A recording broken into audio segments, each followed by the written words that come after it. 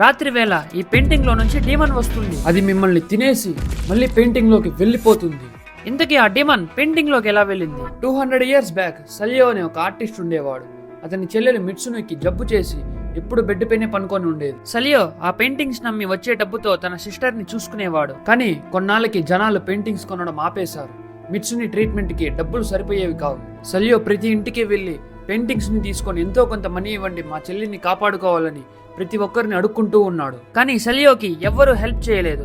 తన కళ్ళ ముందరే మిట్సుని అనారోగ్యంతో చనిపోయింది. ఆ బాధతో సలియో చివరిసారిగా తన సిస్టర్ ఆర్ట్ ని పెయింటింగ్ చేసి జనం మీద కోపంతో సైతాన్ కు రిచువల్ చేసి ఆ పెయింటింగ్ లో డార్క్ పవర్స్ ని సీల్ చేసి పెట్టాడు. అప్పటి నుంచి ఆ పెయింటింగ్ ని ఊర్లో ఉన్న వాళ్ళకి ఫ్రీగా తీసుకోండి అని చెప్పి ఇచ్చేవాడు.